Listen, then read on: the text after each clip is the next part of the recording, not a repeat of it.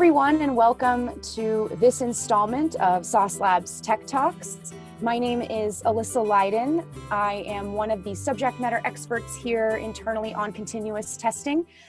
Really happy to be joining you today along with my colleague Josh Grant, who is a solutions architect at Sauce Labs, works with a lot of our customers. He'll join in a little bit later, but today I'm going to start by introducing you to today's topic around optimizing CI/CD for continuous testing to help you release better quality applications more quickly to your users. So it's summertime right now. The heat is turning up. We also find in the development industry and software engineering, a lot of development organizations, the heat is also starting to be turned up on them. In regards to release velocity. Organizations all over the world in every different verticals, they're starting to realize that in order to compete in the digital age with the digital consumer, they're going to have to release more software faster. They need to continually innovate with new features, new applications, web, mobile, all across the spectrum. And so CI/CD, continuous integration and continuous delivery, have really emerged as the best practice for releasing more software faster.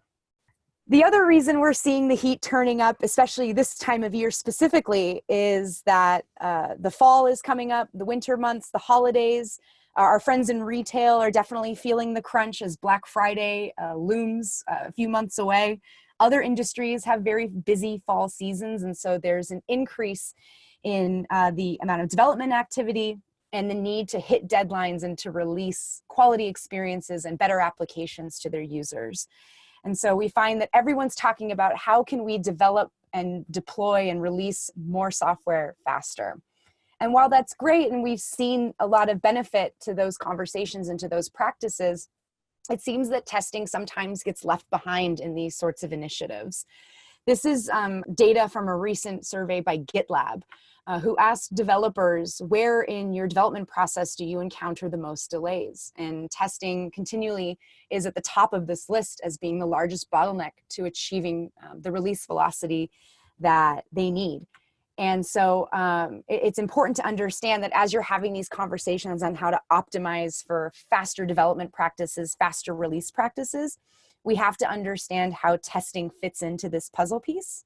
And because testing is primarily seen as the largest bottleneck in the CI/CD pipeline, it seems that organizations are confronted with this impossible choice. Do we continue to move fast at the expense of quality?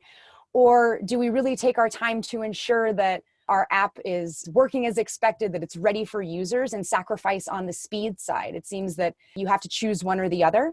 But luckily here at Sauce Labs, we think that you can actually have both. And you can do that by implementing continuous testing best practices.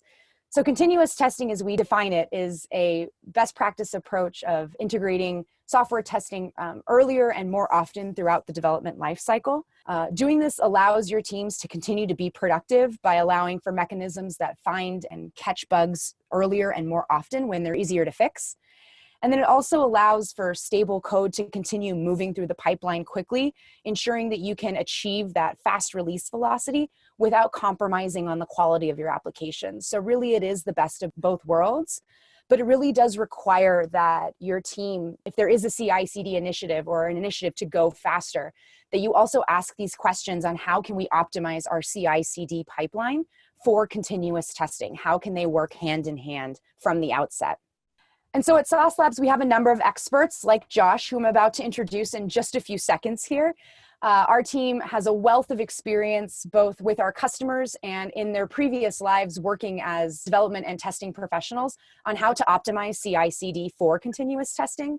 And we've identified 4 major areas that you can explore to help improve your processes to embrace continuous testing throughout your organization. I will say this is a 2-part series, and so for this first session, we're going to focus on the first 2 in this list, environment management and feature management. And so we're really going to dive into what are some of the key considerations you need to make from these perspectives in order to optimize that CI/CD pipeline for continuous testing. Now, of course, I know a thing or two about continuous testing, but I pale in comparison to the gentleman I'm about to introduce right now. I'd love to introduce Josh Grant, Solution Architect at Sauce Labs. Welcome to the conversation, and feel free to take some time to introduce yourself. Well, thanks for having me today. It's exciting. I've been working in test automation for over 9 years. I've kind of had an interesting career because I've only ever done test automation. A lot of test automation specialists are testers or sort of exploratory testers or developers first, but I've only ever really done test automation. So in that time, I've worked with a bunch of different technologies. I've worked with building Selenium-based frameworks in Java. I've worked with building API testing frameworks in Python. I've worked with end-to-end testing frameworks in JavaScript with Protractor. Also, just like to say that I live in the wonderful city of Toronto, Ontario, and it's a great place to be. And yeah, I'm happy to talk about test automation and CI/CD today. Great. Thanks so much, Josh. Again, super excited to have you on. Let's dive right into our first topic around environment management. And it's commonly known, whether you're developing or testing or something else, you can only really move as fast as the infrastructure you have allows. And so to that point, Josh, in your experience, how have you seen infrastructure limits affect testing in CI/CD generally? Yeah, so this is a topic near and dear to my heart, and I think a lot of test automators and and exploratory testers have had kind of similar experiences where your environment will limit you into how fast you can go and to what you can do on a regular basis. So classic example, one place I worked, we had nightly builds originally. And so when you would run automated tests during the day, you'd run the first set and everything would go great. But the data would get changed or something else would happen. And then when you run the tests again, you get different results or the results are flaky. Another situation that's happened to me a couple places that I've worked, you have exploratory testers and developers and test automators all using the same build environment or the same application under test instance. And so someone changes something, at one place and it affects automated tests, or automated tests affect something an exploratory tester is doing. And just the whole thing is a mess. So being able to manage your environments well can make a big difference and remove a lot of pain points. Yeah, I definitely think that, to your point, having only one test environment or one type of test infrastructure, while it makes everything a lot simpler, it can actually, it doesn't really ease that barrier because you have everyone hitting the system at the same time. And so when you have people waiting in line or running tests that don't necessarily need to be run on a full browser or a mobile device, you have all these tests kind of clogging up the pipe. That's where we run into a lot of those beliefs that testing is the slowest part of our pipeline. We're literally just sitting around waiting for tests to pass because we don't have the right environment to support the amount of testing that continuous testing requires in order to be successful. Yeah, that's definitely something that happens a lot. And it might seem like the testers are the bottleneck, but it's really like how your environments are getting managed and how they're getting deployed is really the bottleneck that can be removed. Absolutely. And to that end, I mean, there are a number of environment options available. You're spoiled for choice at this point in time if you're into continuous testing. There's the cross-browser approach, full browsers, every operating system. There's also now, in recent years, we've seen the rise of headless browsers. Headless Chrome and Firefox is being acceptable in certain situations. And then on the mobile side, you have emulators and simulators of iOS and Android. And then you also have real physical devices that you can buy and store in racks or keep at your desk. What's kind of your advice when teams are considering all these different options for what to test against when building their strategy? Yeah, it's a great question. Like, where are we going to test and how are we going to test it? And I mean, my view is always like test at the point that makes sense to you and to your team and to your process. Very early on, developers want really fast feedback. Developers want to just get their features working, get things kind of working at a very low level. Does my class work? Does my function work? And so they'll write unit tests that give really fast feedback. And then they might get to a point where you need some kind of build, you need some kind of deployment, but it can be lightweight. You're not doing a full-fledged test of your features or your app. So you could use some kind of headless environment, which is like light and fast and easy and gives you feedback fast enough that you can still go to the next thing. And then kind of later in your process, you might want like a more full-featured environment to test against. This is where you start looking at your acceptance testing, your regression testing, and you have browser requirements. Like our app has to work on the latest Safari. It has to work on the latest Chrome due to whatever business requirements you have. So that's when you would look at sort of a cross-browser approach and where you have like a full application that you're deploying and testing somewhere.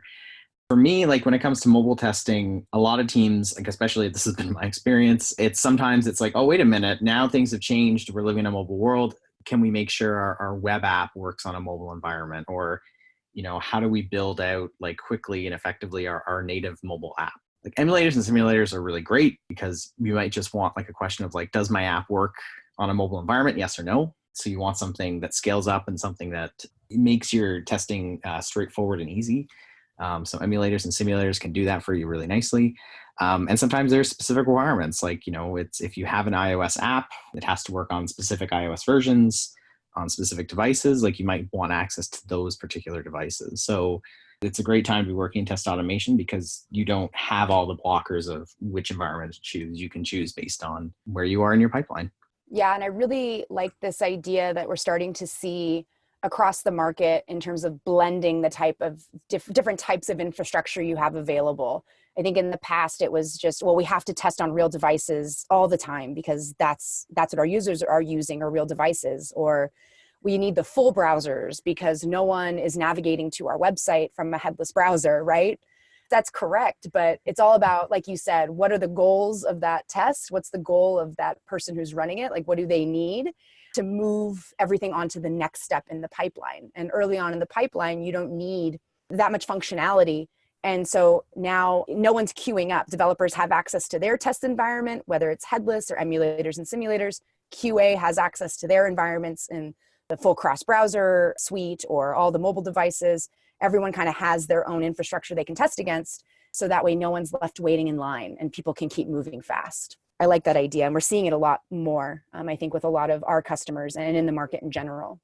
And then to that end, we're talking about, what are we going to test against with this slide? But then here now we're kind of talking about, well, there are lots of different options on figuring out where to host that infrastructure. Where is that stuff going to live?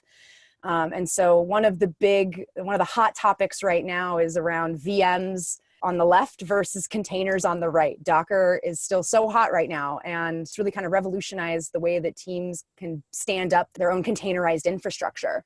And so I'd love to hear your thoughts on what are kind of the benefits and drawbacks to each side when deciding how to host your own infrastructure. Yeah, so I love this. Way back in the day, when I was getting used to working with Selenium, when I was working with Selenium for the first time, we had an in-house server set up where we had physical boxes in the office that would run VMs.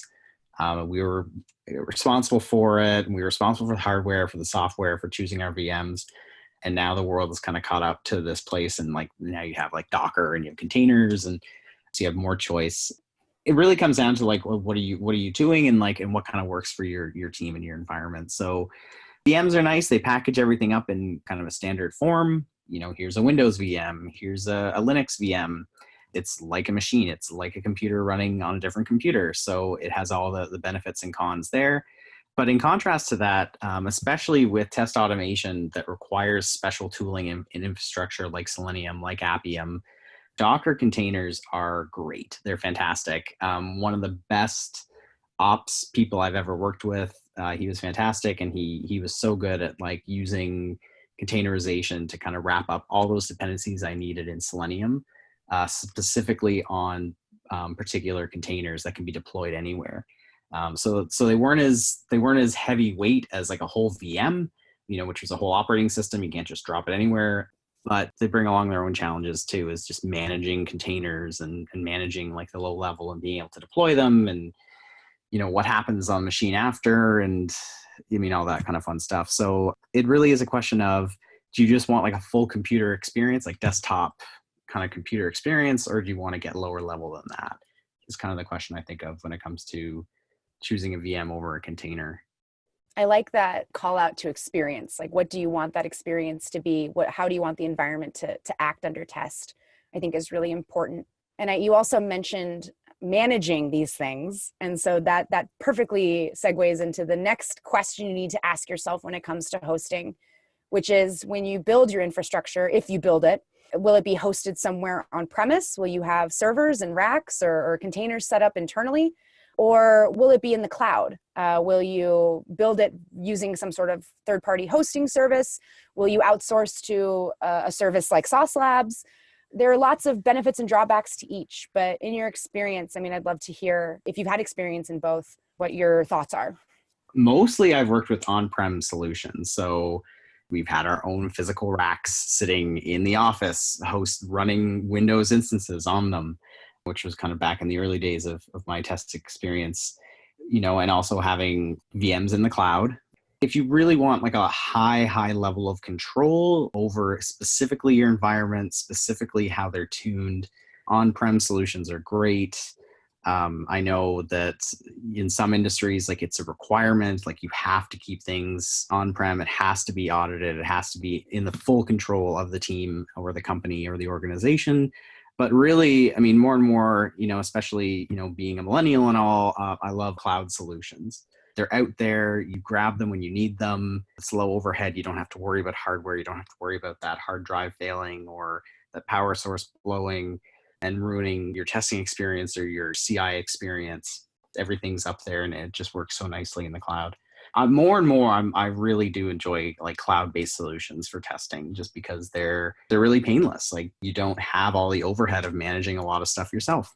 Absolutely. I mean, I don't have the experience you do, but in my 5 years being in the testing industry with Sauce Labs, I know 5 years ago, we talked to some industries like think finance and healthcare, and cloud solution is just a non-starter 5 years ago. But now, today more than ever, we're finding that risk-averse industries are starting to embrace the cloud more and more. And I think it's because they're seeing those benefits that you just outlined so perfectly. It just works, it's on demand, it's ready to go, and it requires little to no maintenance setup. I think that's totally true. I think the cloud is the future for sure. I think that debate has been settled, hopefully. Yeah, hopefully. Yeah. I mean, more and more I keep my stuff in the cloud. So for me, I think it's an easy choice, but Yeah. And then finally, the last point here that we just want to touch on really quickly around environments is this idea that creating easy to access environments that are diverse in the options that they provide and scalable enough to meet the needs of doing test automation at scale. It really helps ease these barriers that you might see when you're trying to roll out a continuous testing initiative within CI/CD. It's mostly because you're asking groups in the organization who normally aren't used to testing to really embrace quality as part of their job description and testing more on their side rather than just waiting for things to move down the pipe to QA. And so, Josh, I'm curious in your experience, to know how you've seen environment management really help teams as a whole embrace testing as part of their workflow. yeah. So I really like that you mentioned how working with environments is a team effort. It's bringing teams together. It's making people who don't think about testing very frequently think about testing. In my experience, that's where I've seen the most success with managing environments. So, is explaining to your ops people like why you need an on-demand build of an app under test, or talking to developers why executing tests as part of a build or part of a deployment that they're going to do anyway is important, and why you should have automated tests and why you should have different levels of automated tests. And I mean, for me, those have been the experiences that work best, is when you can talk to people and you can show them like, here's the value of test automation. Here's the value of test automation in CI/CD, which is completely like an obvious thing for me. And getting things like on-demand builds of applications under test, or getting on-demand deployments of data or test data or a database, and being able to get that testability element into your automation. Those have been when things work best. And that means managing your environments and having full control over your environments within your pipeline. Yeah, and I think that last point you just made around testability and trying to bring everyone in under this umbrella of we need to test early and test often really dovetails nicely into the second part of today's session around optimizing CI/CD for continuous testing, and that's around feature management. The way that applications are made now and the way they look are completely different from even 5 years ago. And so while the modern web and mobile app is really changing, it seems that we also need to change the way that we code these features up in order to make them more testable. So, Josh, what are some changes that you've seen in the way features are created that help improve testing adoption across an organization? The single biggest thing that can be done to manage features better for CI/CD and for better quality and releases is making features smaller. So making them smaller, slicing your feature stories to be as small as possible and still deliver something of value.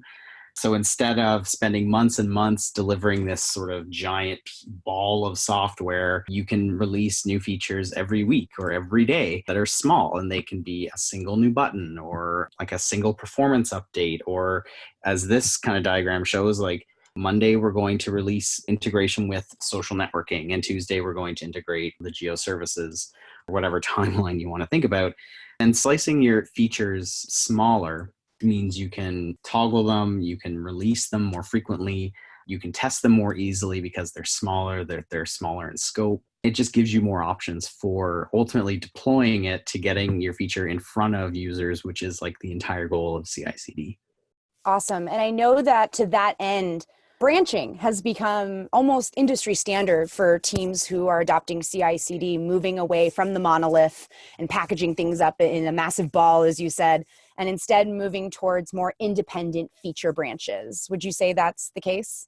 Yep, this is definitely the case. So one of the topics I love most is talking about feature branches and source control. It's a great topic. I love it. Buy me a drink. I'll talk about it for hours. One obvious way that you can have smaller features and more testable features is to break those features up into branches. So for development purposes, in your source control, if every feature gets its own branch, then that feature can kind of live somewhat independently of other features. There's more control over when you're going to integrate that feature into the main line of the app, and when you're going to release that feature and how you're going to test that feature, and some various other decisions you can make. So feature branch based workflows work well, I think. I've worked with them. I like them. A lot of teams find success with them, but it also just helps managing your features. Absolutely. Yeah, we're definitely seeing this across the board, no matter the size of the team or the industry or even the experience level. When you're moving towards CI/CD, it's important to start breaking things up into smaller chunks to make it more manageable, not just from a development perspective, but from a test perspective. It lets things be called out in isolation a lot more easily. And so to that end, we've been talking a lot about CI/CD and continuous testing together. And I'm reminded of something I think I saw you post on Twitter that essentially says you can do test automation without CI/CD, but you can't do effective CI/CD without good test automation. I'd love for you to dive into that more and how good test automation really helps improve CI/CD efforts when it comes to feature management. How do these smaller features help this cause? Yeah, so it's a great quote. Got to be honest, it's a great quote. Good job, Josh. Yeah. I've worked in as a test engineer for long enough, like that I was working before CI/CD was really a thing. It was really something popular in the industry. And there are still effective ways you can use test automation. Like I've written test plans that have taken 6 to 8 hours to complete. And there's things like fuzz testing, and there's things like performance and security testing that don't always work well in sort of a fully automated CI pipeline, but still provide a lot of value. So you can have good test automation without going down the kind of CI/CD route.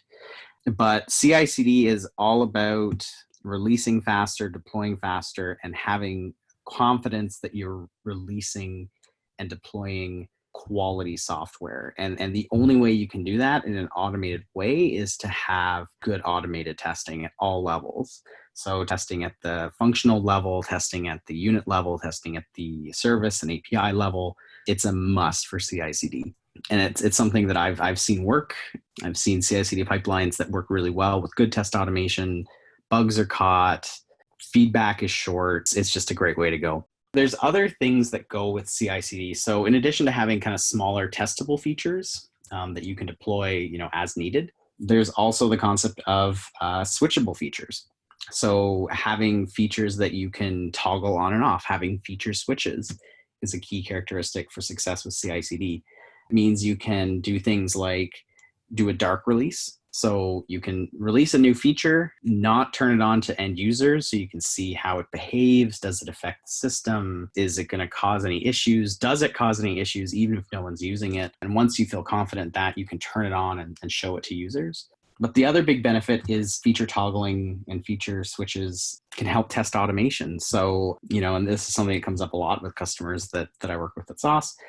They'll say, well, our test is flaky because this CAPTCHA keeps popping up sometimes and it will interrupt a test and it causes the test to fail and we don't have any control over it. It's just, every so often it'll come up, or maybe it'll be an e-commerce site and like an ad will show up every fourth test execution and the ad interferes and the tests fail. And so in my opinion, the most effective way to test and to work with situations like that are to be able to toggle on and off and to switch on and off those features. So turn off the CAPTCHA in your test environment, in your staging environment, turn off ads in your testing, in your staging environment, so they don't interfere. So you have more stable tests and you have more confidence in your CI/CD pipeline. Yeah, this is all great. So much experience to pull from when it comes to this stuff. As we come up at the end of our time here, just some closing thoughts in summary of some of the stuff we covered today. First, we talked about how fast, on-demand, and scalable environments help ease the barriers to test adoption across teams. It really helps in getting that cultural buy-in, that organizational buy-in, and really understanding the benefits of continuous testing in CI/CD. So it's really important that when you're defining your strategy for environment management to consider all the options you have available, really understand their benefits, their drawbacks, do Venn diagrams, do pro, cons, do benefit analysis, really understand how you're going to build and maintain your environment, whether it's internal or outsourced to a provider like Sauce Labs. And then secondly, we talked about feature management and how breaking up your monolithic applications into smaller, more manageable features really help enable teams to set up some of the test automation best practices that Josh outlined, such as being able to switch features on and off or toggle, doing things like canary releases or dark releases, or just being able to do more unit level testing or even component level testing. Just find ways to incorporate more best practices by managing your features in a really smart way. With that, we're concluding today's session, but want to remind you that this is only part one in our two-part series on optimizing CI/CD for continuous testing. Our next session will be on adapting processes and improving your code base. So be on the lookout for that. That will be coming in the next couple of weeks. I'll close on this last slide with our Twitter handles. Josh and I both love to chat on Twitter about all things testing. I know Josh likes to talk about the Toronto Raptors being the current NBA champions, so hit him up for that as well. Josh, are there any other closing remarks you want to make before we wrap up? CI/CD is great. I've done it. You can too. Don't be afraid of it. It's more afraid of you than you are of it. So so definitely get releasing and happy testing. Indeed. Happy testing, everyone. Thanks so much for joining. Thank you, Josh. And we'll see you guys next time.